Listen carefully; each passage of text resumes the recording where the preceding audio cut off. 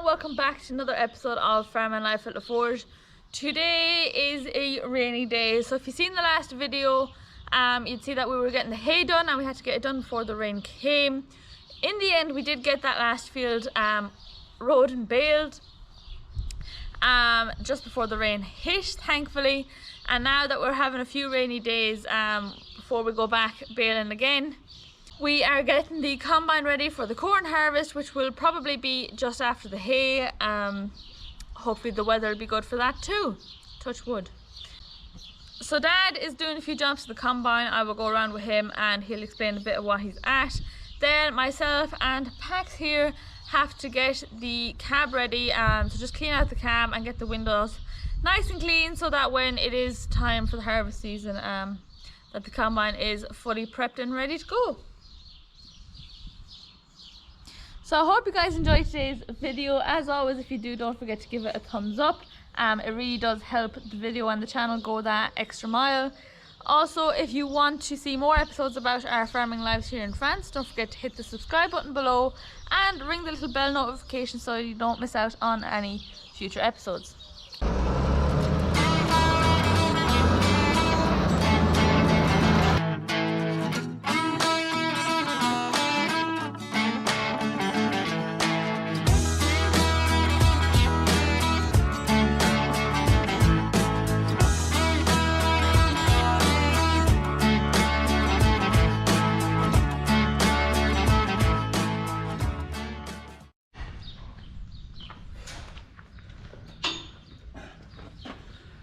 Got finished that last batch of hay just in time, actually, and it's a great feeling just to get it finished when the drops are coming on the bonnet.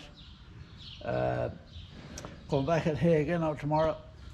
Just at the hay turner here, there's just a burst pipe, so Emily got it joined up there this morning and get it ready for the next. There's a couple of teeth broke, but I'm not going to bother fixing them. And no, she works real well, but you do need a bit of power. It brings nearly 10 meters, so it's 8 or 9 reels. What's that? 1, 2, 8 reels. Sorry, an 8 reel one.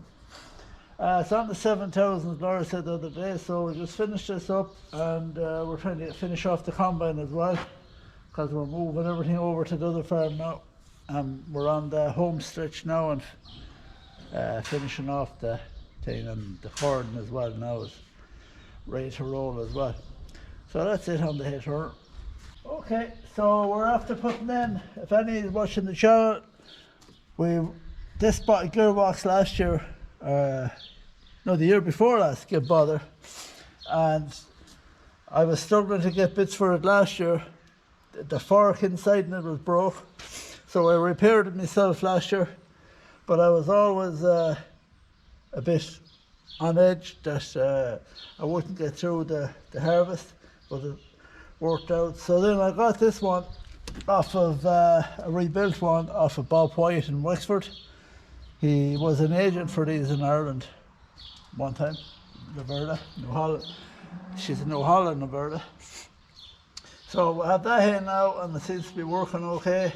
That drives the cutting blade. So it's in and all, it seems to be okay. So the combine is pretty ready to go now. And there's just a bit of oiling up on chains on it there. And I'll show you a few things I did to it there. So we had a good bit of there was chains in the hopper for emptying the auger that empties the corn. That was given a bit of bother last year, so I put in new chains with a new sprocket, and that should be okay. Plus these are a lifting chain here for bringing the corn up into the hopper out of the combine. So I had to take a link out of one of them. What do you call it? The sale's not a good job taking a link out because it's well worn, but I checked the chain when I took it out, and there was not much wear in it. So I took a chance on him. So that's that done, and that's about it. She's not a very big combine, but it does what we want to do. It's very fairly fast. So what's left is now Laura has to clean the cab and the windows because it was in the shed. We just have to iron up these chains here. I have the guard off, iron up them, and there's one belt to be tightened, and then she's greased up and all. So we'll bring that over one of the days to the other farm to get it ready, because things is ready to move now on the cordon thing. So maybe Laura might show you her cleaning the cab. Not a big expert on these combines. The first combine we had, there was a combine on the farm when we bought it. It was a Case International. Had no cab on it. It was a nice combine, but you'd be like a monkey when you'd be finished cutting corn or being covered in dust and everything. So then we bought another combine off a neighbour. It was okay, it was a Laverda. It was a lot older than that. And then we came on that. So it was a very good combine. And we sold the other Laverda to Romania. So that's all only for Bob White in Wexford. Every time I have a problem that I had never hit before, I have to ring him. So I've not had to cure it myself. But he has worked on these all his life, so you're better off ringing someone that knows besides trying to find out, because he's a big old machine just to find out where the problem is. So that's all on that. Hopefully the next time you'll see it going and cutting corn.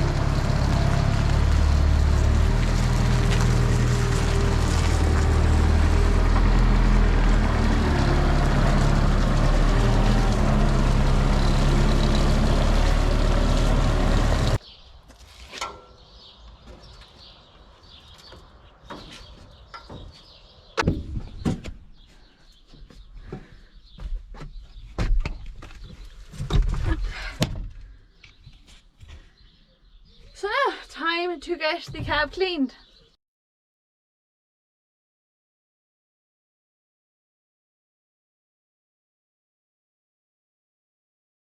So yesterday I got the combine cleaned out. Today is actually the 14th of July, which is the Bastille Day, so the French bank holiday basically.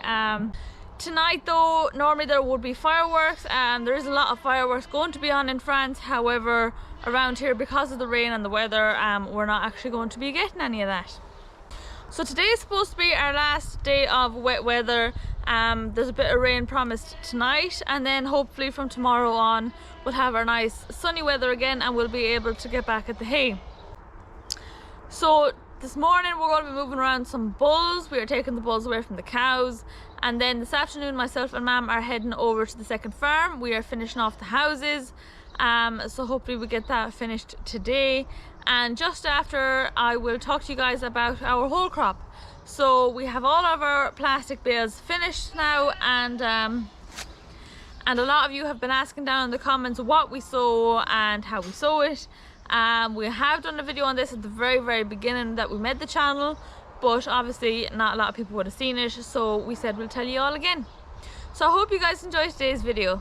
Now we are moving one of our bulls. So we're currently taking all the bulls away at the moment because we want them to finish calving around April. So I'll just show you now. Mum and Dad are going moving it with Paco. They're going moving our bull. So I'll show you a bit how we set that up. In France they don't tend to really move the bulls. They never take them away. They leave them out all year and they calve all year round, and they don't actually scan them either. And we have our third scanning coming up in 3 weeks. Okay, pack up here. Are you not waiting for Mum? Yeah, pack up down. Good dog. So, we're going to move and start, but probably Laura probably told you. Now, it probably will move. He's not that. Down, wait, down. But I like the bull to know that the dog means business. Sometimes when you take away a bull, it's foolish to get too brave because he's a bit irritated after being taken away from cows. So I let him, the dog, show him who's the boss. Okay. Tackle, what? Down, wait, good boy. Tackle. Down, down, down, down, down, wait. Wait. Okay, open again. Just stand behind it.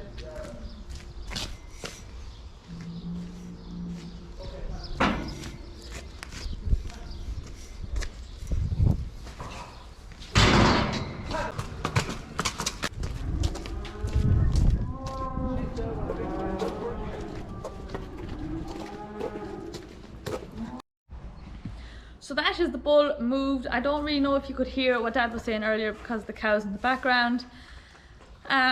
Basically, the bulls that are a bit older we put down in the shed, so they all go into separate pens. In the shed we call the bull shed, just because they tend to fight a bit more. But the younger bulls, we will put them all out in the pad, which is the little area beside the crush. So they'll all be out in the field together because they don't fight as much. Now, I don't know if you could hear what Dad was saying, but basically he was saying that he was using the dog Paco. So basically Dad was trying to say that he uses Paco here to move the bulls. Now, he is a quiet bull, as you can tell here behind me. But sometimes we just use a dog because just after taking them away from cows, you don't always know how they're going to act. And we like to let Paco show them who's boss, so that when they're out in the field, they know the dog is there and they don't act up. And as well, if they stay in the corner and they're stuck in the corner, sometimes you can't move them, and it can be quite dangerous to go in, and because the bull can turn on you at any second. So to be able to send the dog in and he gets them out of there in 2 seconds, and they just know that he's in charge and he's there, so they're not going to start turning. They'll just do.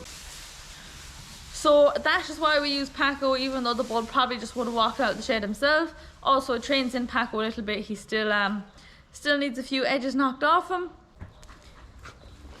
So that is the bulls now separated so that the spring calving will end in April. So myself and Mum are back in the houses today. The rooms are almost complete. The house is done. So you will be able to, anybody who's interested in coming, I will leave a link down to our Facebook page in the description, or you can just send a message on Instagram or Facebook on this page if you want to book a house of the week. But they are now ready and available to book. We are just getting the final details done today, but yeah, it's good that we finally have the houses up and ready. So I'll show you for the most part. Just have some final tweaks to do.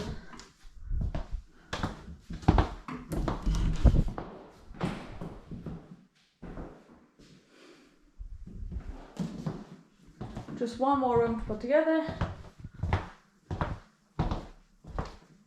and then we are ready.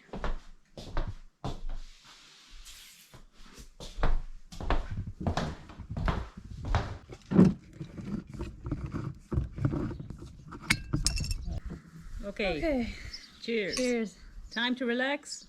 First holiday house is finished. Ready finally ready for bookings. Took longer than we thought. Once you see one job, there's a lot more to be done. But at least now this one is ready and finally open for bookings. Took longer, but at least with COVID anyway, there wouldn't have been many bookings, many people taking holidays. So I'll leave a link down in the description to the Facebook page, and you can just contact me then to book if you're interested for a week. Yeah. It's nice, peaceful, middle of the countryside, Middle of nowhere. on a working farm, COVID free. No chance of catching COVID here because there's nobody here. And peaceful. And please God, from tomorrow we're getting the sunshine. So in regards to what Dad said the time we were talking about the calving, we forgot to mention one detail, which are the new tags this year. So last season, last calving season, they came out with this new tag that takes a bit of the ear from the calf to test for BVD. Last year it came out all clear, but I believe we still have to do it again. It's something that has to be done every year, I think. So we need to order new tags for the next season, which will be starting probably around end of August. So now we are taking away the bulls, as we said earlier, we're taking away the bulls so that the calving will be done next April. As for the hay, we will be back into hay season tomorrow. So I'll try and film some of that for you. We are about 3 weeks behind on the hay, but it's not too bad because everything that we would have normally done after the hay, getting combines ready like I showed you and stuff, we've already done that now during the wet days. So even though we're behind on the hay, it hasn't actually put us behind. So hopefully I will get to film some more footage of making hay. This time it won't be on this farm, on the home farm, but it'll be on the second farm. So I haven't actually flown the drone over there yet. So hopefully when we're making hay, I'll get an opportunity to be able to show you guys around there as well. So a lot of you have been asking about what we put in our whole crop. You probably didn't hear Dad. I think he tried saying it at one point. But basically in the whole crop we have 2 different types of peas, and we have 3 different types of clover. So one is a red clover, a white clover, and then there's one, it's it's a French one. It's a big leafy clover. I believe they call it Trèfle Alexander over here. And then we also have wheat and some beans. Now we use the whole crop as kind of like a cover crop most years. When we use it as a cover crop for cereals or even maize or anything, we just use that. But when we're having it for silage and then putting it into permanent pasture after, we sow some ryegrass in it as well. So we have English ryegrass and Italian ryegrass. So for the Italian ryegrass, the one that we're using, it only lasts 1 year, so you only really get 1 cut out of it. It has good yield, it has great growth, the cattle love it, and it helps to bring on the English ryegrass. So we always leave about 2 to 3 hectares every year that we're going to leave to ripen a bit longer, and then we're going to go in and cut it with the combine. So that is to get our own seed. So we use all our own seed for the whole crop except for the English ryegrass and the clover. They're the only 2 seeds that we buy. So that is how we grow the whole crop. We'll be showing you very soon how we collect the seed. But yeah, this year it turned out well as well. That is the whole crop. A lot of you have been asking. I hope we answered any of your questions. If you still have questions, feel free to leave them down in the comments. I hope you guys enjoyed today's video. Don't forget to like it if you did enjoy it, and subscribe below if you want to see more episodes about our farming lives here in France. So thanks for watching, and we'll see you in the next one.